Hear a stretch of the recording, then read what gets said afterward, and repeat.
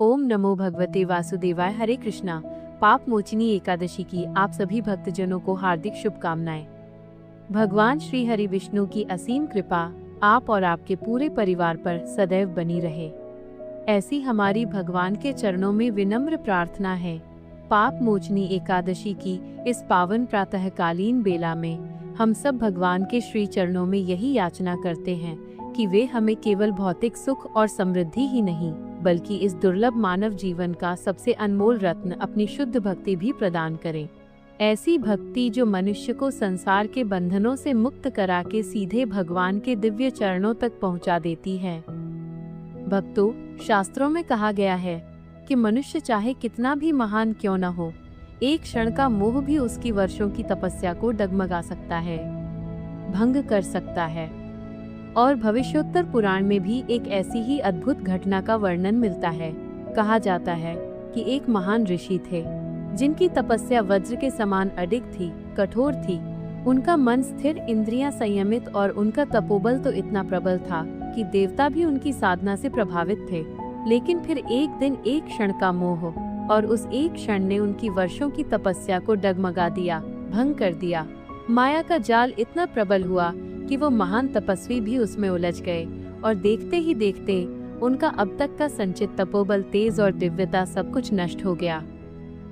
जब उन्हें अपने इस पतन का आभास हुआ तो उनका हृदय पश्चाताप से भर उठा और वे भीतर ही भीतर पश्चाताप की भारी अग्नि में जलने लगे। तब उन्होंने संसार के सभी सहारों को छोड़कर भगवान श्री हरि की शरण ली और एक ऐसी दिव्य तिथि का आश्रय लिया जिसकी महिमा स्वयं देवताओं ने भी गाई है। एक ऐसी तिथि जो मनुष्य के जन्म जन्मांतर के पापों को भी क्षण भर में भस्म कर डालती है, जो गिरे हुए को फिर से उठाकर उसके दिव्य स्वरूप तक पहुंचा देती है। और वही पावन तिथि है पाप मोचनी एकादशी।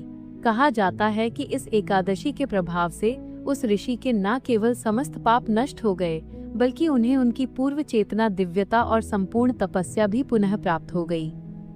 तो आइए भक्तों, अत्यंत श्रद्धा, विश्वास और भक्ति के साथ हम सब मिलकर श्रवण करते हैं सभी संचित पापों को नष्ट करने वाली परम पावन पाप मोचनी एकादशी की दिव्य व्रत कथा। सभी मिलकर प्रेम से बोलिए, पाप मोचनी एकादशी की जय। श्री लक्ष्मी नारायण भगवान की जय। भक्ति में शक्ति कितनी होती है ये आप इस कथा से जानेंगे। और ये कथा है वृंदावन के एक संत महाराज जी की, जो कि भगवान श्री कृष्ण की आराधना किया करते थे। यह संसार मिथ्या है और जो भी सांसारिक चीजों में पड़ता है उसे अपार दुख सहना ही पड़ता है। इसलिए उन्होंने इस संसार को भूलने की एक युक्ति की। अपने मन को निरंतर हर क्षण श्री कृष्ण की ही भक्ति में रमाए रखा। हर समय वे श्री कृष्ण का स्मरण करते रहे। उसके लिए महात्मा ने भगवान के साथ एक ऐसा संबंध जोड़ा जिससे कि उनके मन से श्री कृष्ण का ध्यान कभी निकल ही न सके। उन्होंने मन ही मन में यह कल्पना की कि मैं नंद हूँ और बाल श्री कृष्ण मेरे बालक हैं। अब तो वे लाला को खूब लाड लड़ाते। यमुना जी स्नान करने जाते तो लाला को साथ लेकर जाते, भोजन करने बैठते तो लाला को साथ लेकर बैठते और ऐसी भावना करते कि कन्हैया मेरी गोद में बैठे हैं, कन्हैया मेरी दाढ़ी खींच रहे हैं। श्री कृष्ण को पुत्र मानकर आनंद करते। जो जो हरकतें, जो जो शरारतें एक नन्हा बालक करता है, वो उन सभी शरारतों की मानसिक कल्पना किया करते, जिससे उन्हें खूब आनंद हुआ करता। और इस तरह श्री कृष्ण के ऊपर उनका वात्सल्य भाव था। संत महाराज जी श्री कृष्ण की मानसिक सेवा किया करते थे। संपूर्ण दिवस, पूरा दिन मन को श्री कृष्ण लीला में ही तन्मय रखते। सुबह से शाम तक उनकी श्री कृष्ण भगवान के साथ लीलाएं होती। जैसे कि घर में एक नन्हा शिशु होता है तो पूरा दिन, पूरी दिनचर्या उस शिशु के नाम ही हो जाती है। सुबह से लेकर रात तक शिशु के कपड़े बदलने से लेकर खाना खिलाना, दुलार करना, सुलाना, ये सारे काम जिस तरह से एक शिशु के साथ किए जाते हैं, उसी तरह की भावना मन में करते हुए महात्मा जी श्री कृष्ण के साथ किया करते थे। अब जिसके घर में छोटा शिशु हो, उसे कुछ समय तक, जब तक वह बालक बड़ा नहीं हो जाता, तब तक बाहरी दुनिया में क्या हो रहा है इसकी जरा सुध कम ही रहती है। तो ऐसे ही वो संत महात्मा थे। हर समय वे श्री कृष्ण के साथ ही उन्हें अपना बालक मानकर उनकी मानसिक सेवा में ही तन्मय रहते थे। आसपास क्या हो रहा है, संसार में क्या चल रहा है, इसका चिंतन करने का उनको कोई अवसर ही न मिले। इसीलिए वे हमेशा बाल कृष्ण रूप का मानसिक स्मरण किया करते थे।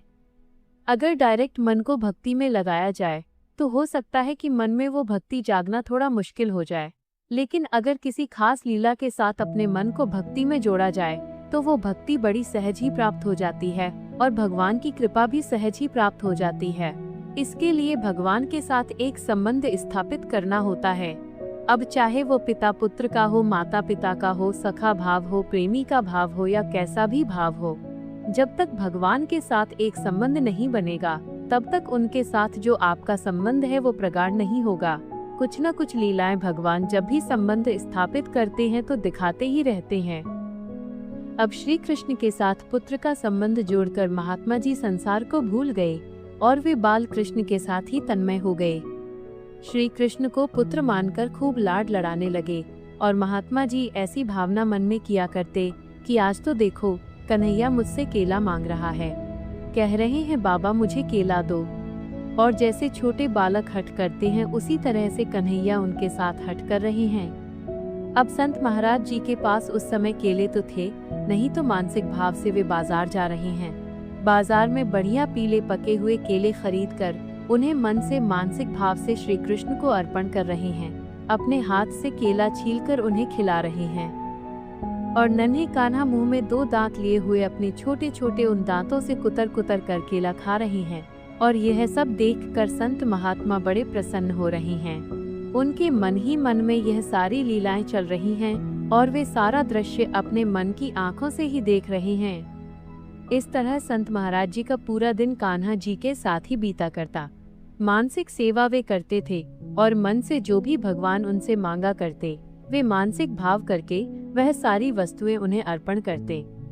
कन्हैया तो बहुत भोले हैं, प्रत्यक्ष रूप से दी गई चीजों को तो वे स्वीकार करते ही हैं, और अगर मानसिक रूप से उन्हें सेवा की जाए और मानसिक रूप से कोई वस्तु उन्हें अर्पण की जाए तो फिर तो कहने ही क्या है, वे तो शीघ्र ही स्वीकार कर लेते हैं। अब महात्मा जी कभी अपने शिष्यों से कहते कि इस शरीर से गंगा स्नान तो कभी हुआ नहीं, वही मुझे एक बार करना है। उनकी इस इच्छा को जानकर शिष्य कहते कि महाराज जी काशी पधारिए। तब महाराज जी के मन में अपने छोटे से कन्हैया का ध्यान आ जाता। जैसे ही वे घर छोड़कर स्नान के लिए जाने का सोचते तभी उनके मन मंदिर में विराजित श्री कृष्ण कन्हैया कहने लगते, बाबा मैं तो तुम्हारा छोटा सा बालक हूँ ना, मुझे छोड़कर काशी नहीं जाना। इस तरह महात्मा सेवा में तन्मय होते। मन ही मन वे उनसे बात करते, उन्हें समझाते, न लाला ऐसे अकेला थोड़ी न जाऊंगा छोड़कर। तब उनको ऐसा लगता था कि मेरा लाला जाने की मनाही कर रहा है। मेरा कान्हा तो अभी बहुत छोटा है और मैं अपने नन्हे से कान्हा को घर पर अकेला छोड़कर यात्रा करने भला कैसे चला जाऊं। मुझे लाला को छोड़कर नहीं जाना। ना होता है स्नान तो न सही। महात्मा धीरे धीरे समय बीतने पर बहुत बूढ़े हो गए। अब संत महाराज जी का शरीर तो वृद्ध हुआ, परंतु उनका कन्हैया तो अभी तक छोटा ही रहा। वो तो बड़ा हुआ ही नहीं। उनका प्रभु में बाल भाव ही स्थिर रहा। वे जो श्री कृष्ण की मानसिक सेवा करते थे, उनकी नजर में उनका कन्हैया उतने ही साल का, उतना ही छोटा था जितना वो पहले दिन से उनकी सेवा में तल्लीन हुए थे। अब एक दिन इसी तरह से लाला की मानसिक सेवा करते करते, चिंतन करते करते, उनका स्मरण करते करते संत महाराज जी मृत्यु को प्राप्त हो गए। शिष्य कीर्तन करते करते महात्मा जी को श्मशान ले जा रहे थे। अब अग्नि संस्कार की तैयारी हुई। इतने में ही एक 7 वर्ष का अति सुंदर बालक कंधे पर गंगा जल का घड़ा लेकर वहां आ गया और उसने उन शिष्यों से कहा, ये मेरे पिता हैं और मैं इनका मानस पुत्र हूँ। पुत्र के तौर पर अग्नि संस्कार करने का अधिकार तो मेरा है और मैं ही इनका अग्नि संस्कार करूँगा। पिता की अंतिम इच्छा पूरी करना तो पुत्र का धर्म होता है और मेरे पिता की गंगा स्नान करने की बड़ी इच्छा थी, परंतु मेरे कारण यह गंगा स्नान करने नहीं जा सकते थे, इसलिए आज मैं इनके लिए ये गंगा जल लेकर आया हूँ। पुत्र जिस प्रकार पिता की सेवा करता है, उस प्रकार बालक ने संत महाराज जी के शव को गंगा स्नान कराया।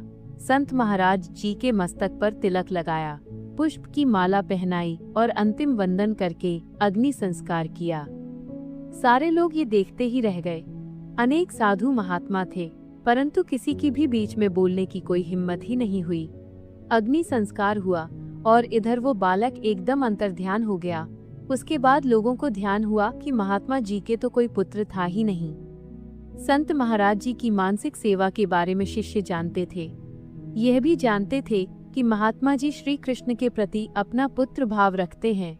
वे उन्हें अपना पुत्र मानते थे, तो उनका वात्सल्य भाव था, और हो न हो वही बाल कृष्ण आज 7 वर्ष के बालक के रूप में महात्मा जी के पुत्र के रूप में आए थे। महात्मा की भावना थी कि श्री कृष्ण मेरा पुत्र है। परमात्मा ने उनकी भावना पूरी की, क्योंकि वे अंतिम समय में गंगा स्नान करना चाहते थे, लेकिन अपने छोटे से लाला को मन के मंदिर में अपने घर पर अकेला कैसे छोड़कर जाऊं, और तब उनकी ये इच्छा अधूरी ही रह गई, जिसे उनकी मृत्यु के पश्चात बाल श्री कृष्ण ने आकर स्वयं पूरी की। इसलिए भगवान के साथ भक्त जैसा संबंध जोड़ लेते हैं, भगवान उस संबंध को फिर वैसे ही निभाते हैं, फिर चाहे वो संबंध कैसा भी क्यों न हो। लेकिन संबंध तभी निभता है जब दोनों ही तरफ से पूर्ण समर्पण हो। जब भक्त अपने मन में, चाहे वो मानसिक सेवा कर रहा हो या प्रत्यक्ष रूप से पूजा आराधना कर रहा हो, अगर उसकी भगवान के प्रति सच्ची निष्ठा है, भक्ति सच्ची है, तो भगवान अपने उस भक्त की लाज हमेशा रखते हैं और अपने उस संबंध को हर हाल में, चाहे कैसे भी हो, अवश्य निभाते हैं। प्रिय भक्तजनों, अब सुनिए पाप मोचनी एकादशी की पावन कथा। एक समय धर्मराज युधिष्ठिर ने भगवान श्री कृष्ण से विनम्र भाव से प्रश्न किया। उन्होंने हाथ जोड़कर भगवान को प्रणाम करने के बाद कहा, हे केशव, हे जगन्नाथ, आपने मुझे आमलकी एकादशी की महिमा का अत्यंत सुंदर वर्णन सुनाया था। उस कथा को सुनकर मेरा मन अत्यंत प्रसन्न हुआ और मेरी जिज्ञासा और भी बढ़ गई है। अब कृपा करके आप मुझे चैत्र मास के कृष्ण पक्ष में आने वाली एकादशी के विषय में भी बताइए। इस एकादशी का क्या नाम है, क्या महत्व है, इसका व्रत करने से मनुष्य को कौन सा पुण्य प्राप्त होता है। धर्मराज युधिष्ठिर का यह प्रश्न सुनकर मधुसूदन भगवान मुस्कुराए। उनकी करुणा से भरी दृष्टि युधिष्ठिर महाराज पर पड़ी और वे बोले, हे राजन, तुमने अत्यंत शुभ और कल्याणकारी प्रश्न किया है। यह एकादशी सचमुच मनुष्य के जीवन को पवित्र करने वाली है। एक समय की बात है जब महान तपस्वी लोमश ऋषि ने इसी पापमोचनी एकादशी की महिमा राजा मांधाता को सुनाई थी। चैत्र मास के कृष्ण पक्ष में आने वाली इस पापमोचनी एकादशी व्रत का पालन करने से मनुष्य के समस्त पाप नष्ट हो जाते हैं और वह अष्ट सिद्धियों तक को प्राप्त कर सकता है। अब मैं तुम्हें वही पवित्र कथा सुनाता हूँ जो लोमश ऋषि ने राजा मांधाता को सुनाई थी। ध्यान पूर्वक सुनो। ऐसा कहकर भगवान ने उस प्राचीन पौराणिक कथा का वर्णन आरंभ किया। कई वर्षों पूर्व की बात है। देवताओं के कोषाध्यक्ष कुबेर के पास एक अत्यंत सुंदर और मनोहर उपवन था, जिसका नाम था चैत्र रथ। वह उपवन इतना सुंदर था कि वहां पूरे वर्ष वसंत ऋतु का ही वातावरण रहता था। चारों ओर रंग बिरंगे पुष्पों की सुगंध फैली रहती थी और मधुर पक्षियों का कलरव सुनाई देता था। मंद मंद बहने वाली सुगंधित वायु उस स्थान को स्वर्ग से भी अधिक सुंदर बना देती थी। इसी कारण वहां अक्सर अप्सराएं, गंधर्व, किन्नर और देवता विहार करने आया करते थे। विशेष रूप से चैत्र और वैशाख मास में देवता उस उपवन में घूमने के लिए अवश्य आते थे। उसी सुंदर उपवन में भगवान शिव के परम भक्त मेधावी ऋषि कठोर तपस्या कर रहे थे। उनकी तपस्या इतनी प्रबल थी कि देवताओं तक में उनके तेज की चर्चा होने लगी। वे वर्षों से भगवान शिव का ध्यान करते हुए कठोर ब्रह्मचर्य और योग का पालन कर रहे थे।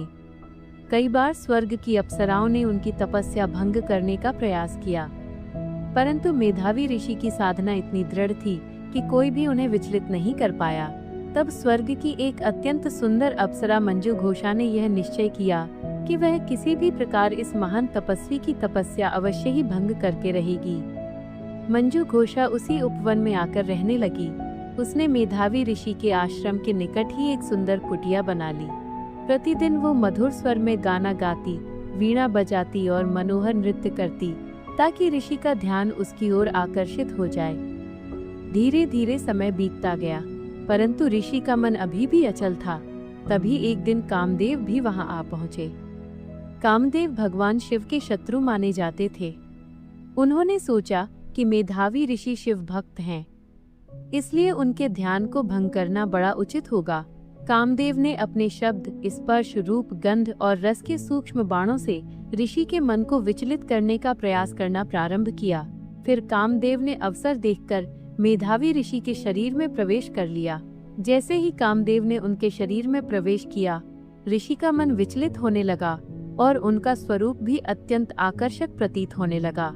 ठीक उसी समय अप्सरा मंजू घोषा वहां आई। कामदेव के प्रभाव से मेधावी ऋषि उसके सौंदर्य से मोहित हो गए और अपनी तपस्या को भूलकर उसके साथ रहने लगे। इस प्रकार दोनों एक दूसरे के साथ रहने लगे। दिन बीतते गए, महीने बीतते गए और देखते ही देखते 57 वर्ष 9 महीने और 3 दिन का समय बीत गया। लेकिन मेधावी ऋषि को इतने लंबे समय की यह अवधि भी केवल एक रात के समान ही प्रतीत हुई। जब मंजू घोषा ने देखा कि ऋषि अब पूरी तरह उसके मोह में पड़ चुके हैं, तो उसने स्वर्ग वापस लौटने का विचार किया। फिर उसने एक दिन विनम्रता से ऋषि से कहा, हे ऋषिवर, अब मुझ पर कृपा करें और मुझे स्वर्ग लौटने की अनुमति दें। लेकिन ऋषि बोले, हे सुंदरी, तुम तो अभी अभी आई हो, अभी बस संध्या ही तो हुई है। आज रात्रि यहीं ठहर जाओ, प्रातः काल चली जाना। जब मंजू घोषा ने समय की वास्तविकता बताई और ऋषि ने जब काल की गणना की, तब उन्हें यह जानकर गहरा आघात लगा कि उन्होंने तो अपने 57 वर्ष अपने जीवन के व्यर्थ ही गंवा दिए। ये आभास होते ही उनकी आंखों से अश्रु बहने लगे। फिर क्रोध और पश्चाताप से भरकर उन्होंने कहा, अरे, मैंने अपने जीवन के इतने वर्ष व्यर्थ कर दिए। तुमने मेरी तपस्या और मेरे जीवन का सर्वनाश कर दिया है। तुमने पिशाचिनी के समान व्यवहार किया है। इसलिए जाओ, मैं तुम्हें श्राप देता हूँ कि तुम पिशाचिनी योनि में जाओ। श्राप सुनते ही मंजू घोषा भयभीत हो गई और वह ऋषि के चरणों में गिरकर रोने लगी और बोली, हे ऋषिवर, मुझ पर दया करें, मुझे इस श्राप से मुक्त होने का कोई उपाय बताइए। तब मेधावी ऋषि ने कहा, मैं अपना श्राप वापस तो नहीं ले सकता, लेकिन अगर तुम चैत्र मास के कृष्ण पक्ष में आने वाली पाप मोचनी एकादशी का व्रत श्रद्धा से करोगी तो तुम इस पिशाच योनि से मुक्त हो जाओगी। इसके बाद मेधावी ऋषि अपने पिता च्यवन ऋषि के आश्रम में गए और अपनी पूरी कहानी उन्हें कह सुनाई, जिसे सुनकर च्यवन ऋषि ने कहा, हे पुत्र, तुमने तो बड़ी भारी गंभीर भूल की है, लेकिन इसका प्रायश्चित संभव है। तुम भी श्रद्धा से पाप मोचनी एकादशी का व्रत करो, इससे तुम्हारे सभी पाप नष्ट हो जाएंगे। तब मेधावी ऋषि ने अत्यंत श्रद्धा से इस एकादशी का व्रत किया और वे अपने सभी पापों से मुक्त हो गए। उधर मंजू घोषा ने भी इस व्रत को किया और उसे भी पिशाच योनि से मुक्ति मिल गई और वह पुनः अपने स्वर्गीय दिव्य स्वरूप को प्राप्त कर स्वर्गलोक वापस लौट गई। कथा समाप्त करते हुए लोमश ऋषि ने राजा मानधाता से कहा, हे राजन, जो भी भक्त इस पाप मोचनी एकादशी का व्रत करता है या इसकी कथा का श्रवण करता है, उसके जीवन के सभी पाप नष्ट हो जाते हैं। यह व्रत इतना पवित्र है कि इसके प्रभाव से मनुष्य को 1000 गायों के दान के बराबर पुण्य प्राप्त होता है। इस दिन भक्तों को हरे कृष्ण महामंत्र का अधिक से अधिक जप करना चाहिए और पूर्ण उपवास रखते हुए भगवान श्री कृष्ण का स्मरण भी करना चाहिए। कथा समाप्त। सभी प्रेम से बोलिए, पाप मोचनी एकादशी की जय। श्री हरि विष्णु भगवान की जय। जो भक्त एकादशी के दिन तुलसी माता की कथा का श्रवण भी करता है, उसे भगवान विष्णु की विशेष कृपा प्राप्त होती है। तो आइए अब हम सब तुलसी माता की कथा का भी श्रवण करते हैं। सभी प्रेम से बोलिए, श्री हरि वल्लभा तुलसी महारानी की जय। एक बार की बात है, एक बूढ़ी माई थी जो भगवान श्री कृष्ण की, तुलसी माता की और एकादशी माता की पूजा किया करती थी। व्रत उपवास भी रखा करती थी। वह नियमित तुलसी जी को सींचा करती और उसके बाद एक बात कहा करती। जब भी वह तुलसी माता को सींचने जाया करती तो वह कहती, हे तुलसी माता, सत्य की दाता, मैं तेरा बिरवा सींचती हूँ। मुझे बहू दे, पीले रंग की धोती दे, मीठा ग्रास दे, बैकुंठ में वास दे, 11 की मौत दे, चंदन का काठ दे, अच्छा राजस दे, खाने को दाल भात दे और एकादशी के दिन कृष्ण का कांधा भी दे। बूढ़ी माई की ये बातें सुनकर तुलसी माता तो सूखने लगी। श्री कृष्ण भगवान ने यह सब देखा तो सोचने लगे कि तुलसी जी को तो प्रतिदिन सींचा जाता है, फिर भी ये क्यों सूखती जा रही है। तब उन्होंने तुलसी माता से पूछा, हे तुलसी, तुम प्रतिदिन क्यों सूखती जा रही हो? तुलसी माता ने कहा, बस मेरे मन की मत पूछो प्रभु। भगवान बोले, मैं नहीं पूछूंगा तो फिर कौन पूछेगा। तब तुलसी माता ने बताया कि प्रभु एक बुढ़िया आती है और अपनी बात कहकर चली जाती है। मैं उसकी सारी बातें तो पूरी कर दूंगी, लेकिन ये बताइए कृष्ण का कांधा कहाँ से लाऊंगी। तब भगवान बोले कि वो मरेगी तो मैं अपने आप ही कांधा देने आ जाऊंगा। तुम बूढ़ी माई से ये बात कह देना। इसके कुछ ही समय बाद एक दिन 11 का दिन था। तब वो बूढ़ी माई मर गई। बूढ़ी माई के मरने पर सारा गांव इकट्ठा हो गया और उसका अंतिम संस्कार करने के लिए उसे उठाने लगे। लेकिन उसकी अर्थी बहुत भारी हो गई थी, जिस कारण से अर्थी टस से मस नहीं हुई। गांव वाले बोले, ये तो बड़ी संस्कारी थी, बहुत पूजा पाठ भी करती थी, कोई पाप भी नहीं किया, फिर ये इतनी भारी कैसे हो गई। तब बूढ़े ब्राह्मण के वेश में भगवान वहां पर पधारे और कहने लगे, भाइयों ये भीड़ कैसी है। तब गांव वाले बताते हुए बोले, एक बुढ़िया मर गई है और वो तो इतनी पापिन निकली कि उसकी तो अर्थी ही नहीं उठ रही, बड़ी भारी हो गई है। भगवान बोले, अच्छा भाइयों, मुझे इसके कान में कुछ कह लेने दो, हो सकता है फिर ये उठ जाए। ऐसा कहकर भगवान बूढ़ी माई के पास गए और उसके कान में कहा, माई तू अपने मन की कर ले, पीताम्बर की धोती ले, मीठा ग्रास ले, बैकुंठ में वास ले, चटक की चाल ले, चंदन का काठ ले, झालर की झंकार ले, दाल भात को जी ले और ले कृष्ण का कांधा भी ले। भगवान की सभी बातें सुनते ही बूढ़ी माई तो तुरंत हल्की हो गई और फिर भगवान उन्हें अपने कंधे पर लेकर गए। बूढ़ी माई को तो मुक्ति मिल गई और वो सीधे बैकुंठ को चली गई। हे तुलसी माता, जैसे आपने उन बूढ़ी माई की मुक्ति की, वैसे सभी की करना। जैसे भगवान ने उन्हें कांधा दिया, हम सबको भी देना। इस कथा को कहते सुनते, हुंकारा भरते सभी भक्तों पर अपनी कृपा बनाए रखना। सभी प्रेम से बोलिए तुलसी